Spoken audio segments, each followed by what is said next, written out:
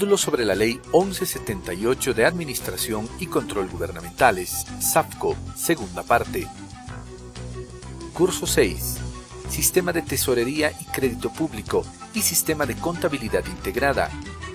Objetivo: conocer las funciones y procesos de los sistemas de tesorería, crédito público y control integrado y su desarrollo de manera conjunta. Teledocente Carlos Rubén Orgaz Carvajal. De profesión contador público autorizado, especialista en sistemas financieros, con diplomado en educación superior y formación de formadores por competencias en la EGPP. Trabajó en la Contraloría, el Ministerio de Economía y Finanzas. Actualmente es consultor independiente y docente del CENCAP. Bien, muy buenos días a todos los participantes y participantes del curso de modalidad de teleeducación. Sean bienvenidos a este evento que básicamente tiene el propósito en esta parte del curso de desarrollar básicamente dos sistemas, ¿no? En principio el sistema de tesorería y crédito público y posteriormente el sistema de contabilidad integrada. Mi nombre es Carlos Orgaz, he trabajado en la Contraloría General del Estado y también en el Ministerio de Economía. En la Contraloría General del Estado trabajé como docente y en el Ministerio de Economía trabajé formando parte del equipo que ha diseñado el SIG. Básicamente en este curso vamos a ver, les decía, dos sistemas, tesorería y crédito público y el de contabilidad integrada. En cuanto al primero de los sistemas, debemos señalar que la Ley 1178 concibe al sistema de tesorería y crédito público como un solo sistema. Bueno, la realidad es de que el Ministerio de Economía y también en las entidades han sacado normas básicas y también se han implantado estos dos sistemas de manera diferente, ¿no? Vale decir de que por un lado se ha implantado tesorería y por el otro lado crédito público. Sin embargo, en el caso de la Ley 1178, lo toma como un sistema bajo la siguiente óptica, ¿no? Bajo la siguiente perspectiva. Estos dos sistemas deben desarrollarse de manera conjunta, dado de que la gerencia de tesorería no solamente tiene que desarrollar su labor de cajero, ¿no? Vale decir, de receptor de dinero y de pagador de obligaciones, sino que tiene que fundamentalmente gestionar, gerenciar la disponibilidad de recursos. Y para ese propósito, precisamente la 1178 ha, entre comillas, unido estos dos sistemas. Bajo esa perspectiva, el sistema de tesorería adquiere una relevancia suprema desde el punto de vista de que se constituye en una instancia que está obligada a generar recursos para cumplir las obligaciones de manera oportuna. Y para ese propósito, básicamente, tiene a su mano, a su disposición, el sistema de crédito público. Entonces, cuando al tesorero o al cajero le falta dinero, entonces recurre a crédito público porque está bajo su responsabilidad. Bien, con esos antecedentes señalamos primero el concepto del sistema de tesorería y crédito público. Lo enmarcamos como un sistema que se encarga fundamentalmente de dos aspectos centrales de la gestión pública. Por un lado, maneja los ingresos y el financiamiento o crédito público, lo cual equivale a señalar de que está manejando los recursos, ¿no? Recursos provenientes de venta de bienes, servicios, impuestos, tasas, endeudamiento, etcétera. Y por el otro lado tenemos la obligación de gestionar o manejar los gastos, los pagos, ¿no? Y para ese propósito, fundamentalmente, como estamos observando en la lámina número 1, tenemos la programación de los compromisos, las obligaciones y los pagos, es decir, gestión integral de los gastos. En ese contexto, básicamente, lo que tenemos que hacer es programar. ¿Y qué significa programar? Calendarizar. ¿Calendarizar qué aspectos? Los compromisos, ¿no? Vale decir que en la contabilidad vamos a ver algo de aquello. En la contabilidad nosotros tenemos los momentos contables. Los momentos contables se refieren, entre otros, a compromisos, devengados, pagos, estimaciones, percibidos, etcétera, ¿no? Entonces, para realizar una adecuada gestión de los denominados gastos, lo que tenemos que hacer es, de manera antelada, de manera anticipada, ir programando, calendarizando tanto los compromisos, las obligaciones y los pagos. De esa manera vamos a desarrollar una gestión pública en cuanto se refiere a crédito público ordenada. Ya vamos a tratar de superar esa falencia que siempre tenemos las entidades públicas de carecer de dineros o de recursos para cumplir con nuestras obligaciones, ¿no? Entonces, básicamente tenemos esos dos aspectos referidos a tesorería y crédito público. ¿Qué es lo que fundamentalmente se regula en este sistema de tesorería y crédito público? Es bien importante el primer punto referido al sistema de tesorería que estamos viendo en la lámina número 2. Decimos, ¿no? Dice, regula la administración de los fondos públicos provenientes de recaudaciones para algo sumamente importante. Dice, mantener adecuados niveles de liquidez. ¿Qué significa para las entidades mantener adecuados niveles de liquidez? Que simple y llanamente tenemos que determinar que la razón de ser de las instituciones no es, como aparentemente en algunas instituciones se ve, ¿no?, acumular dinero, sino que simple y llanamente el dinero debe ser un medio para lograr un fin superior. ¿Cuál es el fin superior? Lograr los objetivos planteados en la programación de operaciones. Ese es el objetivo de los recursos. Y para ese propósito nosotros no tenemos que simple y llanamente, reitero, insisto, dedicarnos a acumular efectivo, sino por el contrario, simple y llanamente tener niveles adecuados de liquidez. ¿Qué debemos entender por nivel adecuado de liquidez? Y en la medida de lo posible vamos a tratar de poner ejemplos que lo vivimos en el día a día, ¿no?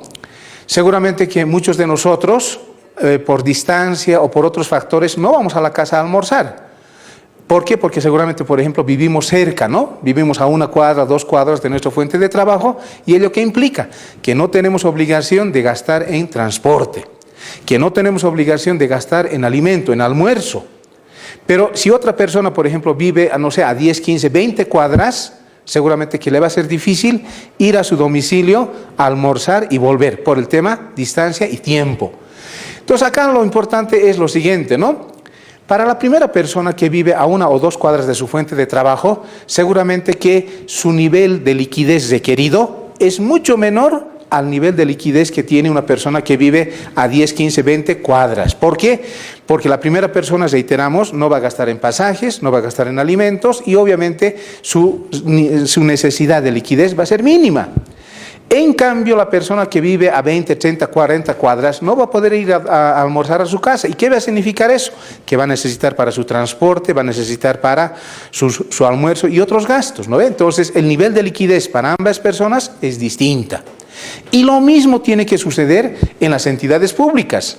No podemos generalizar y decir, nivel adecuado de liquidez es, no sé, poniendo simplemente una cifra cualquiera, ¿no? 10 millones. Quizás los 10 millones para Yacimientos, la empresa más importante de Bolivia, sea insuficiente. Pero no podemos decir lo mismo 10 millones, no sé, pues para Lácteos Bol. Para Lácteos Bol es el 50% de su capital. Entonces, obviamente, colegas, en ambas situaciones, Yacimientos tiene que valorar adecuadamente cuál es su nivel adecuado de liquidez. Básicamente, ¿cómo se calcula el nivel adecuado de liquidez? Podemos optar por varias alternativas, ¿no? Primero, un estudio histórico de los pagos. Y en base a ese estudio histórico de pagos, decir, generalmente en diciembre, por ejemplo, nosotros en los últimos 3 años hemos desembolsado 300.000. Entonces, esos 300.000 bolivianos se constituyen en un nivel adecuado de liquidez. Nivel adecuado de liquidez no quiere decir niveles de fondos, de recursos ociosos, ni tampoco muy limitados. Entonces, si yo necesito 300.000, evidentemente, para pagar mis obligaciones, yo debería calcular unos 330.000 para algunos imprevistos. Pero esto es sumamente importante porque en las últimas gestiones, por distintas razones, se han visto que las entidades fundamentalmente van acumulando dinero y parecería, por la lectura de los estados financieros que uno hace, que la razón de ser de ellas es acumular dinero, cosa que no es evidente, no es cierta. El dinero para las instituciones y para las personas debe ser considerado como un medio, no es un fin. Solo el de la historieta, ¿no? Rico Macpato, ahí definitivamente lo que él hace es solazarse y estar feliz cuando va y como una piscina se entierra en el dinero, ¿no? Pero no es así, compañeros. El tema principal acá es que lo que nosotros tenemos que hacer es mantener lo que necesitamos en términos de recursos financieros, de recursos líquidos, caja bancos. No tiene sentido, colegas, que si yo recibo mi salario, todo el tiempo lo lleve mi salario conmigo. Yo gano 5.000 bolivianos. Cobro los 5.000 bolivianos el primer día y todos los días voy en mi bolsillo manejando los 5.000. ¿Por qué no es correcto? Primero, básico, elemental, seguridad. ¿Cuánto de dinero llevo? Lo que acá decimos, ¿no ve? Un adecuado nivel de liquidez. lo que necesito. No voy a llevar los 5.000, no voy a llevar por seguridad, ¿no ve? Entonces ese es el elemento principal en cuanto se refiere a tesorería. En cuanto se refiere a crédito público, leemos y decimos, ¿no ve? ¿Qué es lo que se hace en este sistema? Se regula los recursos obtenidos por la vía del endeudamiento para lograr una eficiente y eficaz gestión de la deuda. ¿Qué significa en términos sencillos una eficaz y eficiente gestión de la deuda? Que las entidades públicas deben tratar de obtener sus créditos en las mejores condiciones posibles. ¿Y qué significa obtener recursos en las mejores condiciones posibles? Nuevamente retornamos a nuestro caso, ¿no? Al que nosotros aplicamos. ¿Qué es lo que nosotros aplicamos cuando necesitamos un crédito bancario? Entonces, por ejemplo, ¿no? Yo voy a buscar entre los bancos que ofrecen crédito la menor tasa de interés. ¿Qué más voy a buscar? Adecuadas garantías. Si supuestamente, vamos a suponer un caso, yo tengo un edificio, yo soy propietario de un edificio de 20 pisos y yo le digo al banco, ¿sabes qué, banco? Necesito $10.000. Me va a decir, ¿qué tipo de garantía tiene usted? Yo tengo un edificio de 20 pisos. ¿Qué pasaría si el banco me dice, bueno, excelente, traiga su edificio de 20 pisos, lo vamos a hipotecar? Le va a decir, no señor, yo le estoy pidiendo $10.000, no le estoy pidiendo 500.000, 600.000, mi edificio vale 4 millones. Entonces, por $10.000 me está pidiendo una garantía de 4 millones. No es razonable.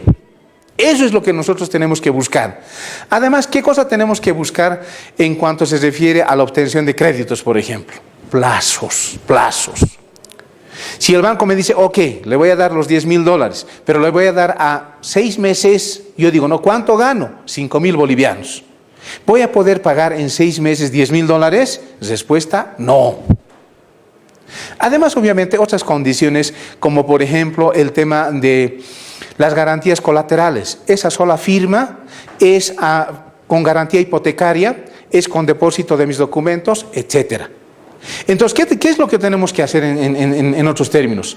Gestionar, obtener crédito para las entidades públicas como si fuese para nosotros. Ese es el mensaje principal. Nosotros buscamos bajas tasas de interés, plazos razonables, garantías razonables. Eso es lo que tenemos que buscar para las entidades en las cuales prestamos servicios y las mismas tienen posibilidad de obtener créditos. Como ejemplo les puedo señalar lo siguiente, ¿no? Tiempo atrás vi una municipalidad en la cual estaban pagando un préstamo de 36% de interés. ¿Qué significaba eso? Que sobre el préstamo que habían obtenido estaban pagando un 36% de interés, ¿no ve? Si nosotros en este momento comparamos, ¿no?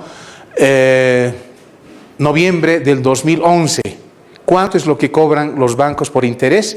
Vamos a llegar a la conclusión de que ese 36% es excesivo, es demasiado, ¿no? Pero el momento aquel, hace 5, 8, 10 años, en el cual contrataron este interés, evidentemente la tasa de interés normal, regular, era de 36%. Pero miren, compañeros o compañeras, ¿qué es lo que nosotros tenemos que hacer en ese caso? Tenemos que renegociar el crédito. ¿Qué significa renegociar? No sé, banco mercantil, banco de crédito. Actualmente tenemos un préstamo por el cual estoy pagando 36%. Y el banco me va a decir, sí señor, está pagando 36% según contrato, correcto. Banco, renegociamos porque las tasas que actualmente están vigentes son pues 18, 15%. O me rebajas la tasa de interés o caso contrario me voy a otro banco. Eso es realizar una gestión eficaz y eficiente de la deuda. No simplemente, como decía esa autoridad, un alcalde decía, licenciado, ¿para qué nos vamos a hacer problemas? Seguiremos pagando nomás porque todo ha sido legal. Correcto, todo ha sido legal. Pero si a nosotros nos pasara eso, a personas individuales, personas naturales, ¿qué vamos a hacer? Vamos a decir, banco, ¿cuánto me estás cobrando? 36%. Oye, hay otro banco que me quiere cobrar 15%. O me rebajas o me voy a otro banco. Listo. Eso es lo que tenemos que hacer en cuanto se refiere a lo que denominamos gestión eficiente y eficaz de la deuda pública, ¿no? Entonces, esos son los elementos principales.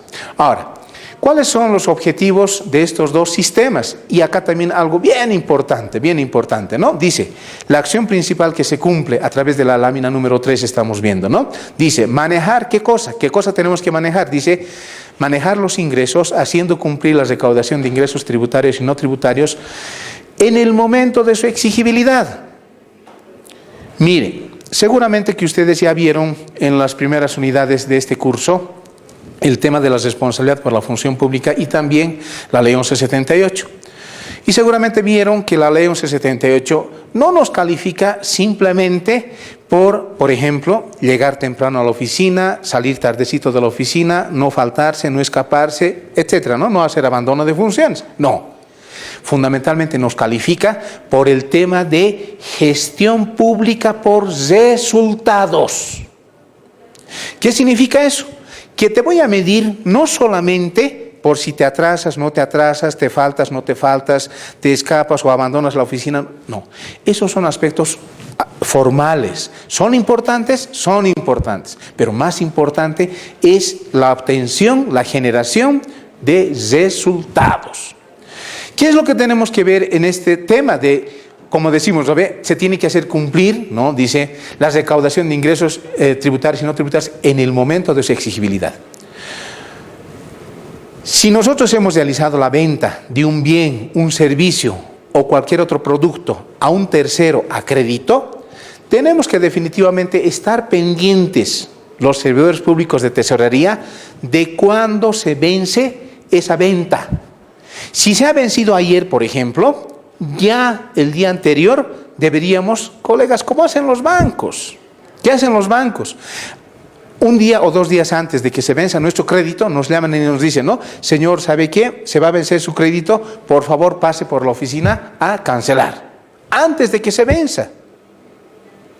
En cambio nosotros a veces, ¿qué hacemos? Nada. Y no solamente nada, sino que a veces al contribuyente, al que quiere pagar sus obligaciones, hasta le decimos, ¿no? Toca, no sé, la ventanilla, toca, dice, señor, quiero pagar, no sé qué, quiero que me atiendan. A veces nosotros somos el tesorero o el cajero y decimos, no ha venido, no está con permiso. No es correcto, colegas. ¿Por qué sucede eso?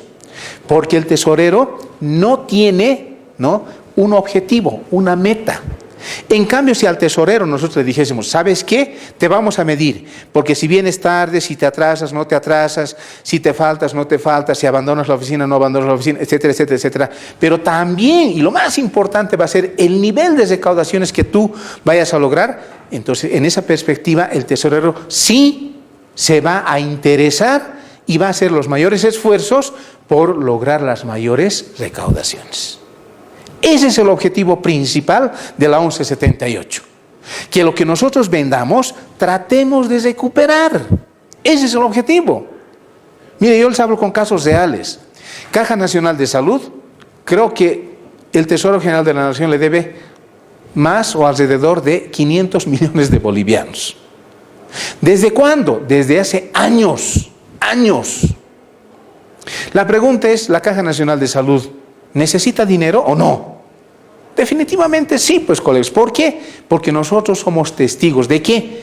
De la deficiente, entre comillas, ¿no?, atención que recibimos de la caja. Vas a la caja, me duele la cabeza, paracetamol. Me duele las uñas, paracetamol. Me duele el riñón, paracetamol.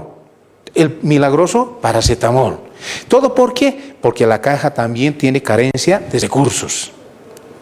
Uno va donde el médico y le dice, doctor, tengo una dolencia aquí. Luego uno lo examina y ¿qué le dice el doctor? ¿Sabe, señor? Tiene que operarse. Doctor, mucha operación, sí, no hay otra, operación. ¿Y cuándo? Si ahora estamos en noviembre, agarra su librito y dice, ¿no? ¿Sabe qué? Tiene que venir en enero o en febrero. Y uno dice, pero si es operación y aparentemente es urgente, entonces, ¿cómo es que tengo que venir en enero o en febrero?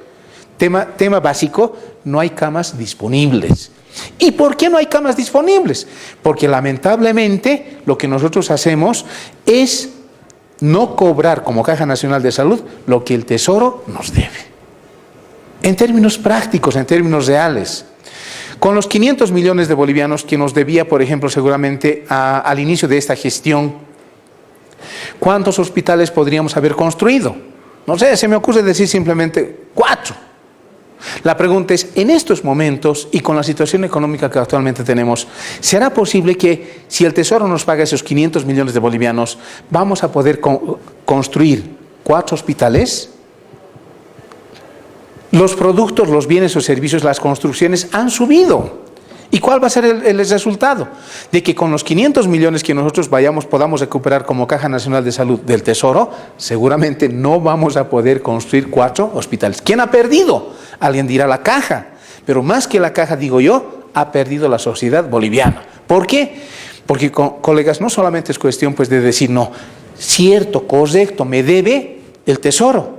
La pregunta del millón tiene que ser, ¿y qué has hecho para que el Tesoro te pague? ¿Qué has hecho? Y acá tenemos que llegar, pues si corresponde al caso, hasta hacerle juicios al Tesoro, de decirle, ¿sabes qué, Tesoro?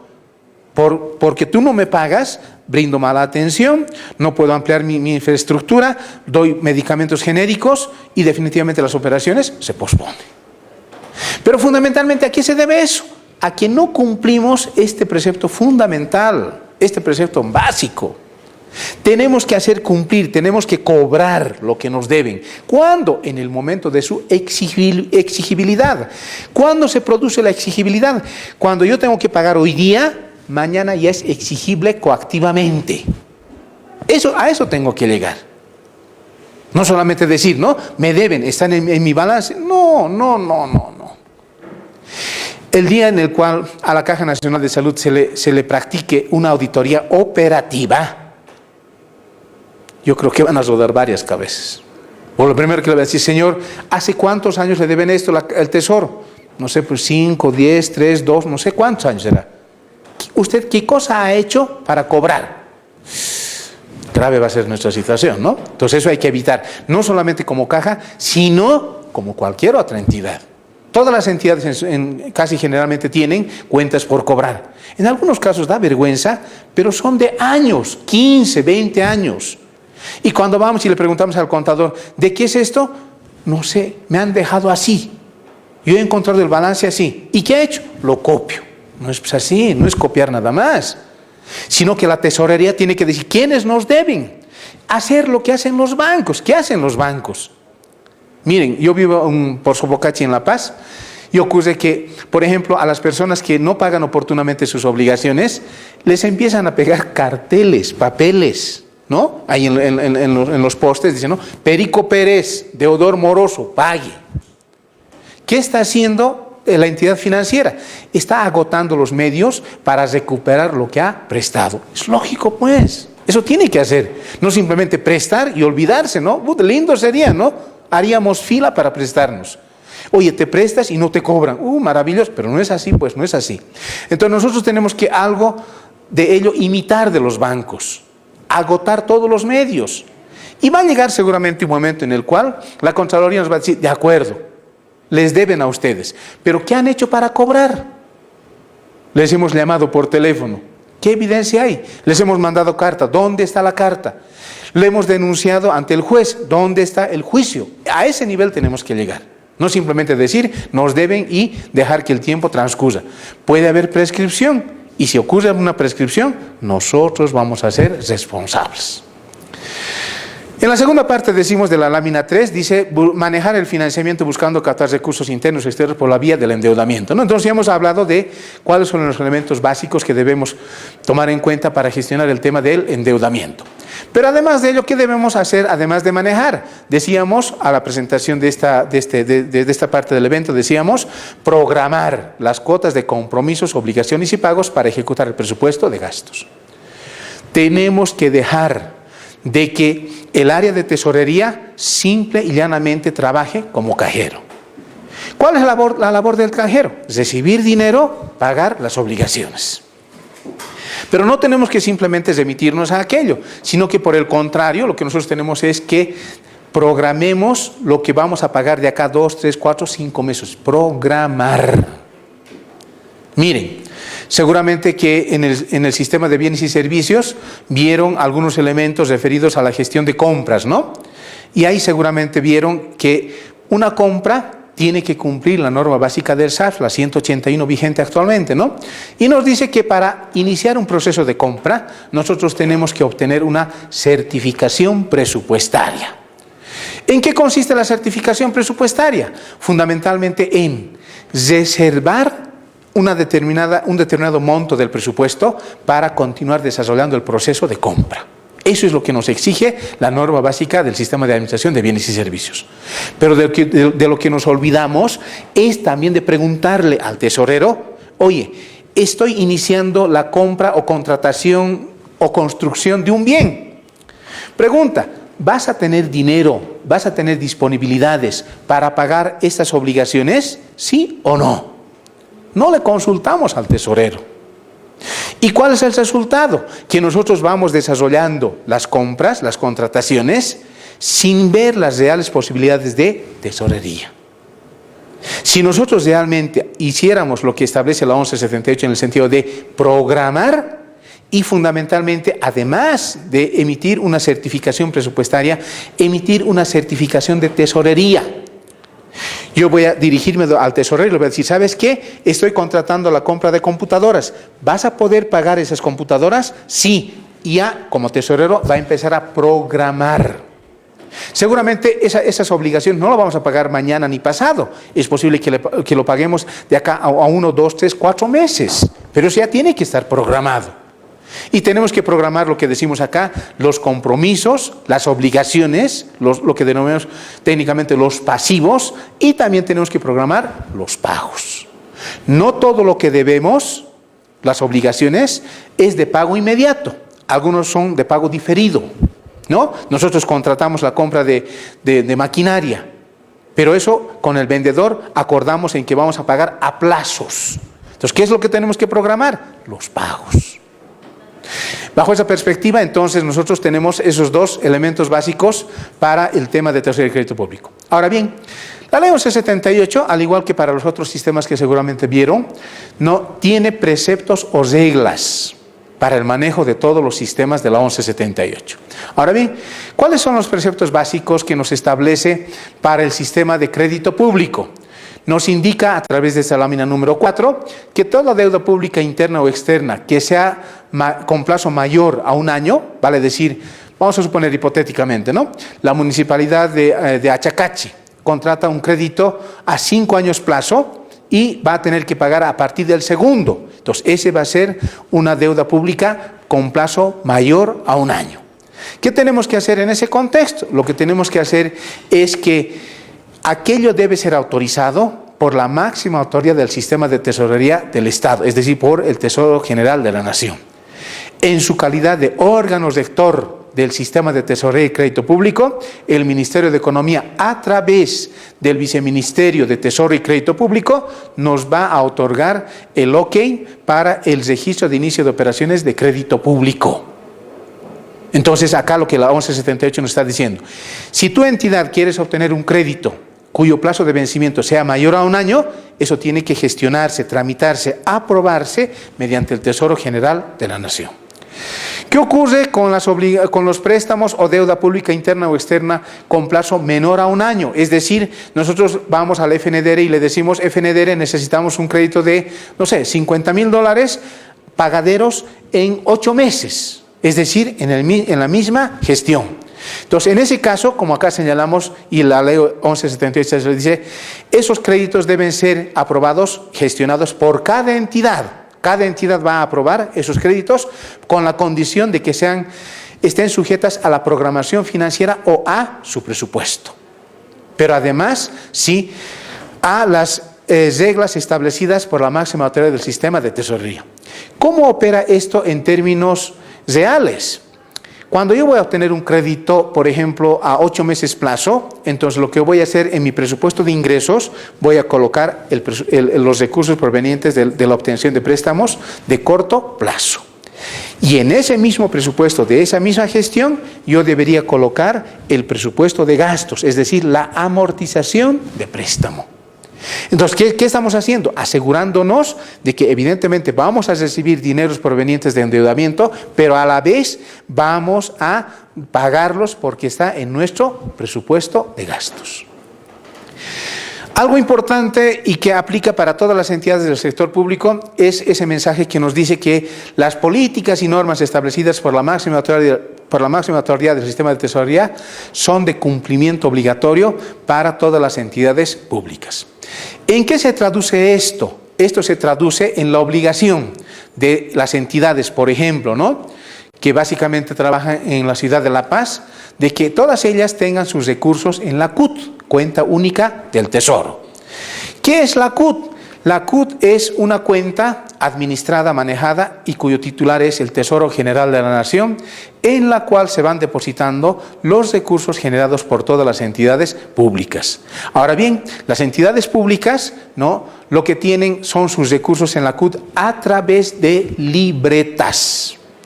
Las libretas son medios de control a través de los cuales las entidades públicas van registrando los depósitos que realizan en la CUT por la venta de bienes, servicios, impuestos, etcétera, pero también van registrando los pagos que ordenan a el Tesoro a cargo de las libretas, ¿no? Entonces, esa obligación es obviamente de cumplimiento obligatorio y está dada por este precepto establecido en la Ley 1178. Todas las disposiciones emanadas del Tesoro General de la Nación son de cumplimiento obligatorio.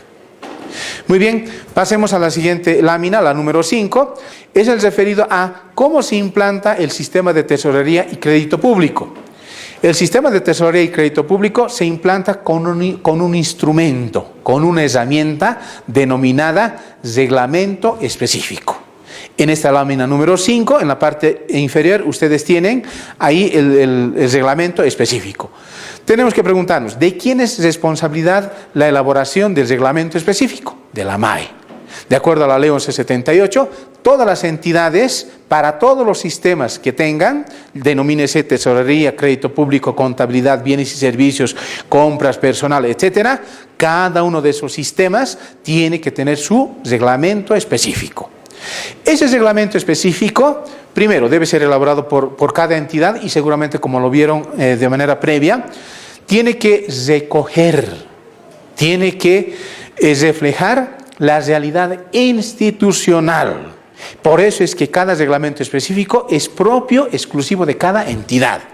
Lamentablemente, en algunos casos hemos visto de que se elabora un reglamento específico y se trata de implantarlo, ese mismo reglamento específico, en varias municipalidades. No es así, porque cada municipalidad tiene sus particularidades, sus características, tiene su propio funcionamiento. Entonces, por esa razón es que en el caso de los reglamentos específicos, estos documentos elaborados por la MAE, compatibilizados por el órgano rector respectivo, que en este caso es el Ministerio de Economía y Finanzas Públicas, ¿no?, y aprobado por la entidad, ¿no?, es el instrumento idóneo para implantar el sistema de tesorería y crédito público en las entidades.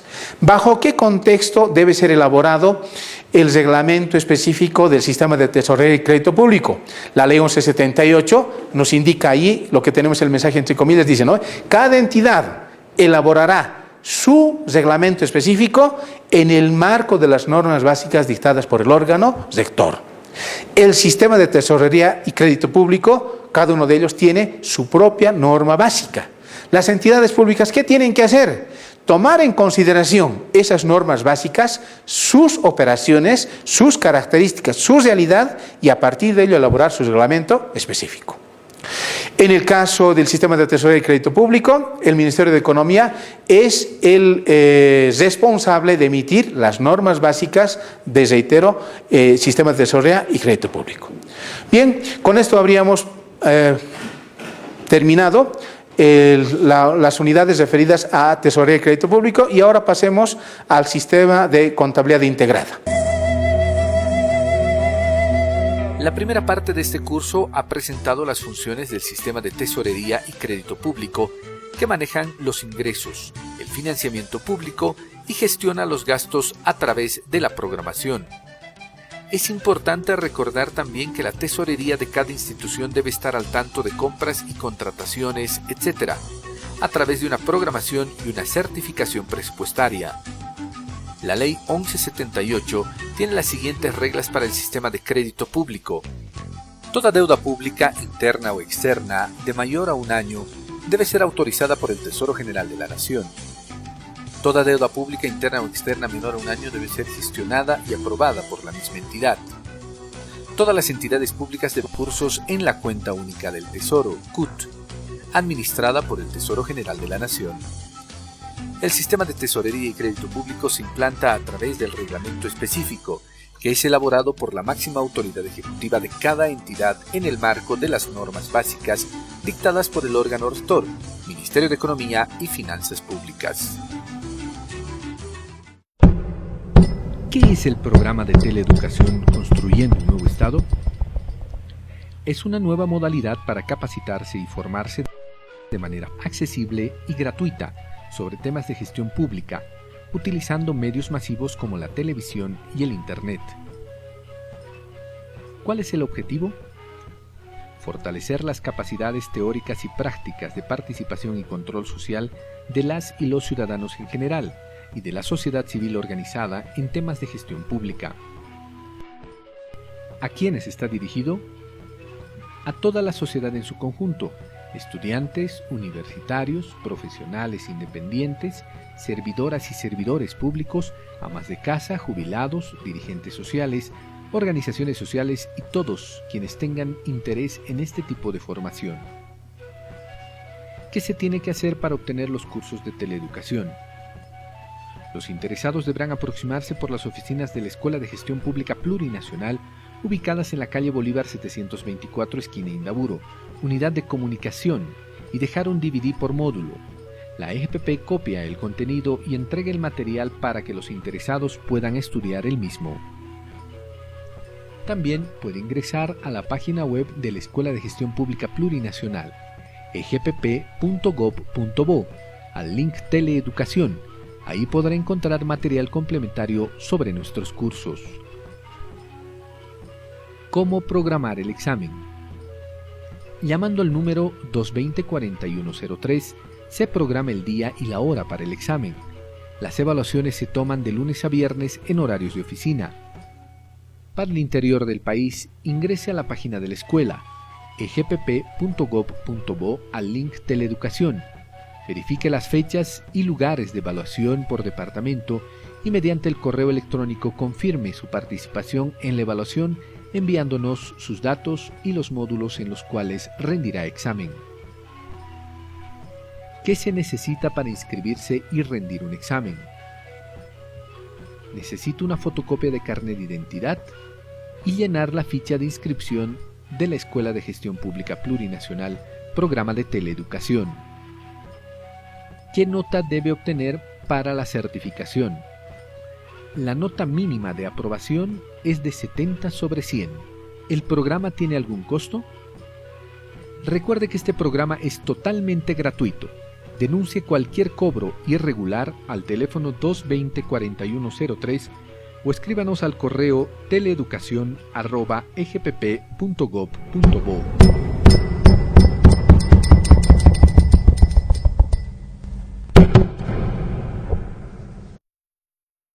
En el sistema de contabilidad integrada, ¿qué es lo que tenemos? Primero, la presentación del sistema, donde decimos Sistema de Contabilidad Integrada, unidad número 12, y tenemos en principio, en relación a este sistema, el concepto, ¿no? Fundamentalmente, decíamos que cada uno de los sistemas que establece la Ley 1178, ¿no?, tiene su norma básica. ¿Qué nos dice la norma básica de manera resumida en relación al concepto de este sistema? Nos dice conjunto de principios, normas y procedimientos técnicos. Dice que permiten el registro sistemático de 3 tipos de transacciones. ¿Qué podemos complementar sobre este punto? Primero, que la contabilidad integrada tiene principios.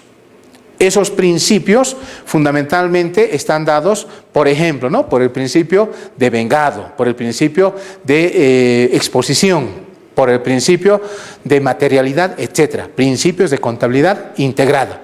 Pero además tenemos normas. ¿Dónde están esas normas? Esas normas se encuentran precisamente en las normas básicas del sistema contable integrado. Ahora, ese conjunto de principios, normas y procedimientos nos permiten algo importante, decíamos, el registro sistemático. ¿A qué se refiere el registro sistemático? El registro sistemático se refiere a que las transacciones de hoy día debemos registrarlas hoy día.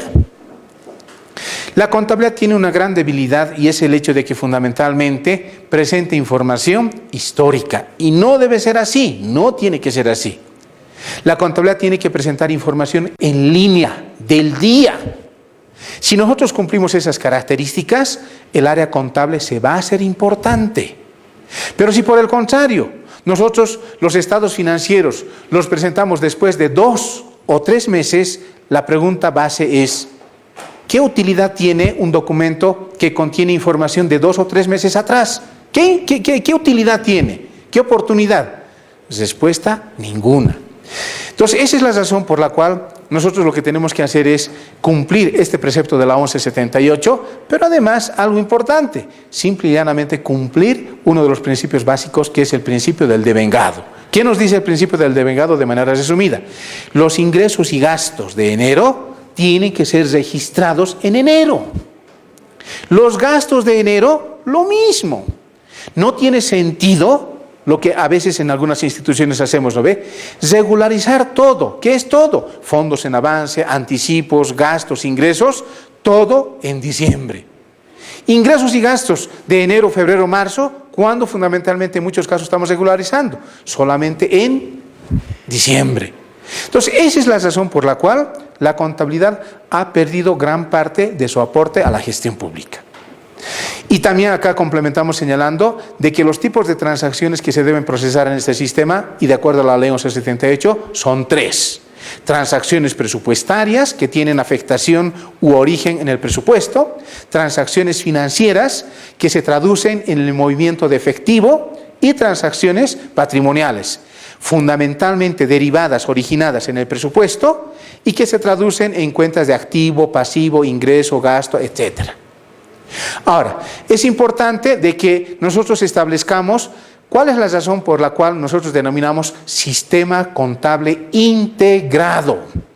En realidad, según la 1178, todos los sistemas, denomínese programación de operaciones, organización administrativa, presupuesto, etcétera, todos los sistemas deberían ser integrados.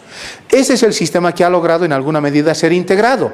¿Y por qué lo denominamos integrado? Nos preguntábamos y decimos, lo llamamos integrado porque las transacciones que se procesan se las registra en un solo sistema. Ese solo sistema debe tener la característica de ser oportuno y confiable. Ahora, lo importante acá es lo siguiente: ¿cuál es el objetivo principal de este sistema? El objetivo principal de este sistema es generar información relevante y útil para principalmente la toma de decisiones.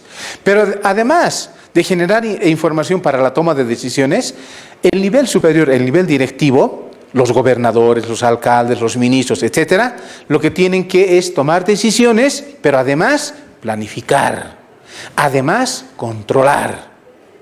Ahora, no solamente toman decisiones las autoridades que, como acá decimos, regulan la marcha del Estado, sino todos los servidores públicos. ¿Y qué significa eso? Que la persona encargada de conciliaciones, la persona encargada de presentar la ejecución presupuestaria al Ministerio de Economía, tiene que tomar decisiones.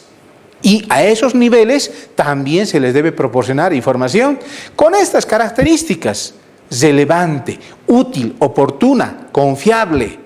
Seguramente de manera previa vieron los objetivos de la ley 1178 y seguramente establecieron de que el segundo objetivo de la ley 1178 es, dice, disponer de información útil, oportuna y confiable. Esa información financiera, ¿quién la debe proporcionar? El sistema contable integrado. Entonces, si nosotros desde ese punto de vista generamos información con esas características, nos vamos a hacer importantes, vamos a ser útiles. Y no solamente nos van a buscar para presentar, elaborar los estados financieros de fin de gestión, sino que las autoridades superiores van a tomar decisiones basándose en la información que nosotros generemos. Pero si nosotros generamos información con 1 semana, 2 semanas o meses de retraso, colegas, en verdad de verdades, las autoridades superiores ellos desarrollan mecanismos alternativos. Se hacen amigos de los cajeros, del banco, etcétera, y para saber si pueden o no pueden girar un cheque, ya no nos dicen al área contable si tenemos o no tenemos dinero, porque saben que nuestra información está atrasada.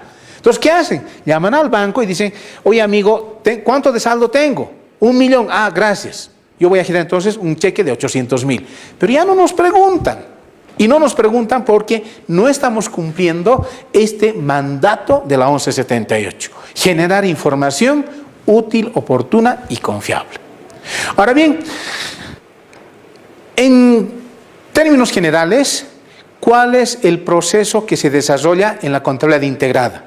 Como todo sistema, este sistema también tiene básicamente, ¿no? Cuando digo básicamente quiero señalar de que no son todos los elementos de un sistema, ¿no? Pero tiene básicamente, como estamos viendo en esta lámina número 9, las entradas, el proceso y las salidas. Fundamentalmente, ¿cuáles las entradas? ¿Cuáles son los insumos, los inputs, la materia prima para la contabilidad integrada?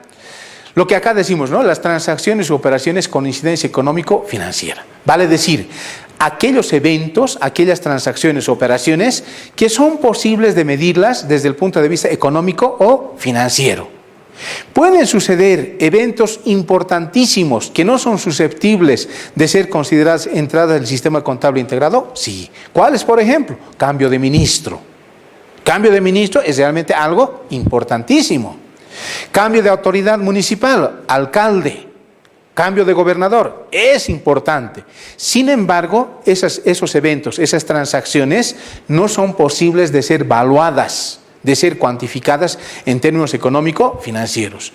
En cambio, si nosotros compramos, por ejemplo, material de limpieza por 10 bolivianos, eso sí tenemos que registrar.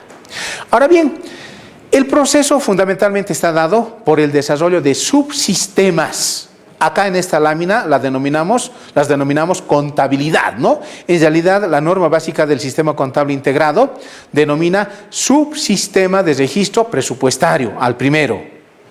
¿Para qué nos sirve ese subsistema de registro presupuestario? Para precisamente procesar, registrar transacciones presupuestarias. Posteriormente tenemos el subsistema de registro patrimonial, que acá lo denominamos contabilidad patrimonial. ¿Qué es lo que nosotros hacemos en este segundo subsistema? Lo que hacemos es procesar transacciones patrimoniales derivadas, originadas de las transacciones presupuestarias, que se traducen en cuentas de activo, pasivo, ingreso, gasto, etcétera, ¿no? A ver, un ejemplito. Nosotros en la parte presupuestaria ejecutamos, ¿no?, la 117, que se denomina sueldos.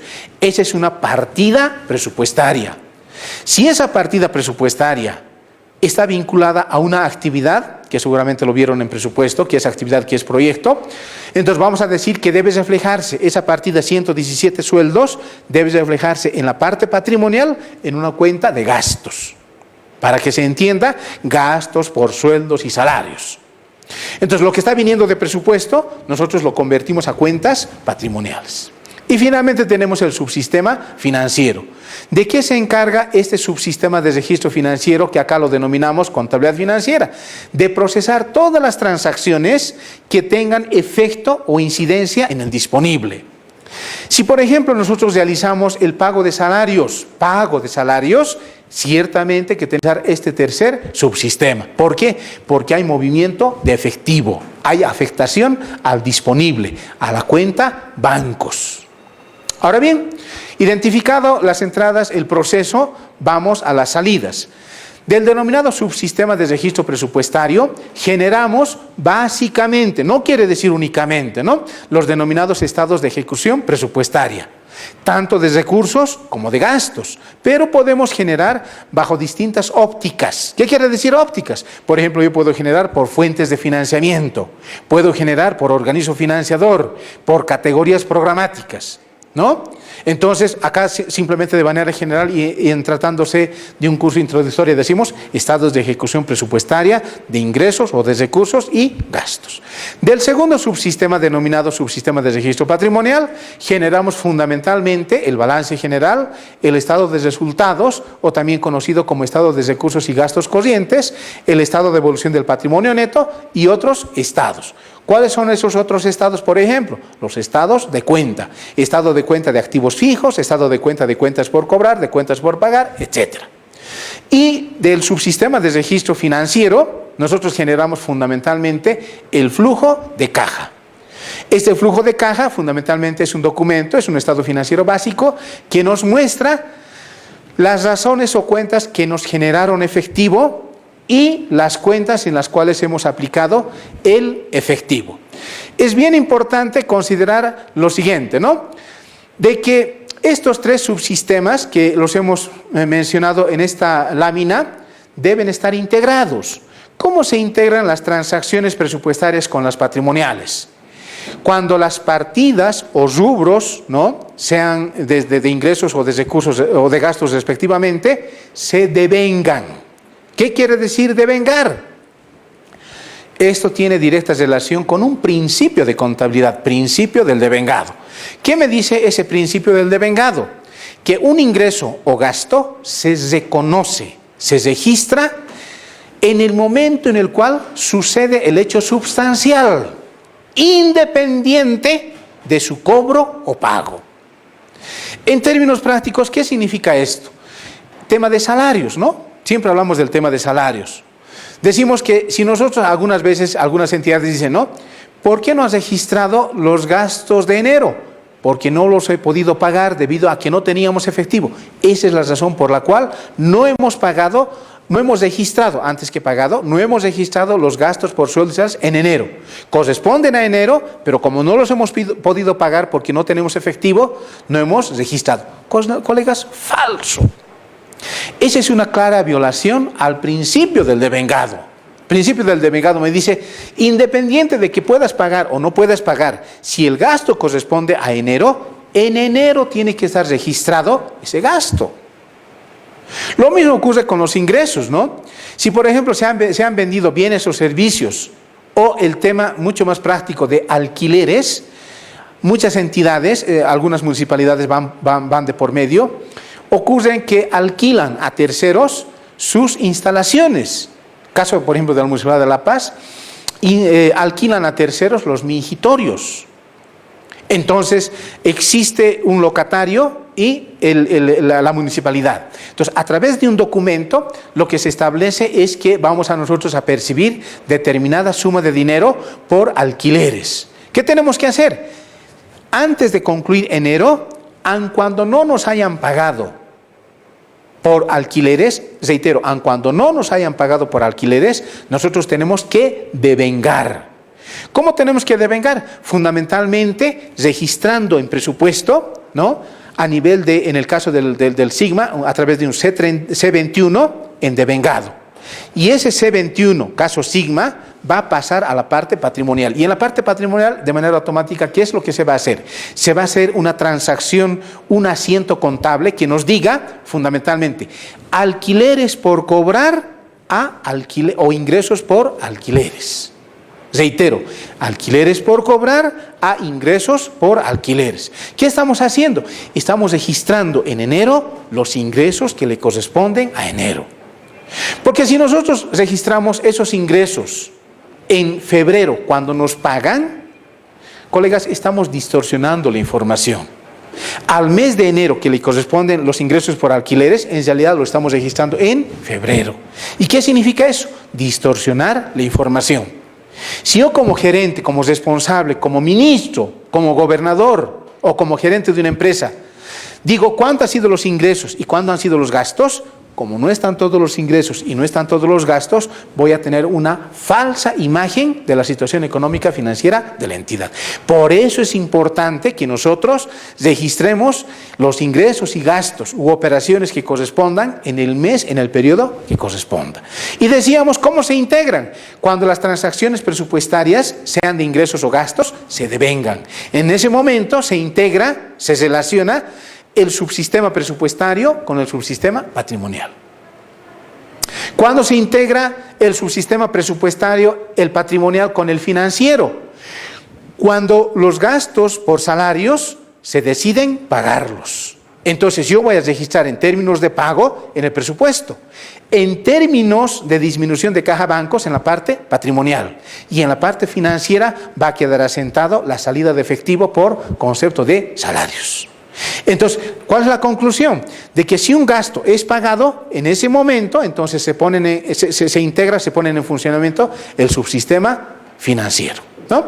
Bien, pasemos a la última lámina, a la número 10, donde al igual que en los otros casos o en el otro caso, decimos cómo se implanta el sistema de contabilidad integrada en las entidades. Acá también reiteramos y decimos, el sistema de contabilidad integrada se implanta con el instrumento, con la herramienta, con ese medio denominado reglamento específico, que como ya hemos dicho en el caso de tesorería y crédito público, es una responsabilidad de la MAE. ¿Cómo debe ser elaborado el reglamento específico del sistema contable integrado? Debe ser elaborado en el marco de las normas básicas dictadas por el órgano rector. ¿Quién es el órgano rector del sistema de contabilidad integrada? El órgano rector es el Ministerio de Economía y Finanzas Públicas, que además tiene la obligación de emitir las normas básicas del sistema contable integrado. Muy bien, les agradezco la atención, muchísimas gracias y acá termina mi presentación. En esta segunda parte el expositor menciona que el sistema de contabilidad integrada es un conjunto de principios, normas y procedimientos técnicos que permiten el registro sistemático de transacciones presupuestarias, transacciones financieras, transacciones patrimoniales. Recuerde que la materia prima de la contabilidad integrada son las transacciones y operaciones que son medibles económica y financieramente. Los subsistemas de contabilidad son el subsistema de registro presupuestario, que procesa y registra transacciones presupuestarias; el subsistema de registro patrimonial, que procesa transacciones patrimoniales derivadas de las transacciones presupuestarias; el subsistema de registro financiero procesa todas las transacciones con efecto o incidencia en el disponible, cuando hay movimiento de efectivo. El sistema de contabilidad integrada se implanta con el reglamento específico que es elaborado por la máxima autoridad ejecutiva de cada institución en el marco de las normas básicas dictadas por el órgano rector, Ministerio de Economía y Finanzas Públicas.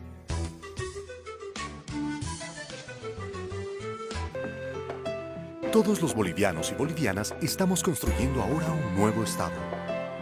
Un Estado plurinacional que requiere servidoras y servidores públicos comprometidos. La Escuela de Gestión Pública Plurinacional es una red de escuelas a nivel nacional que brinda formación y capacitación a servidores públicos del gobierno central, gobiernos departamentales, municipales y autonomías indígena originaria campesinas. Formamos servidores públicos comprometidos con el pueblo.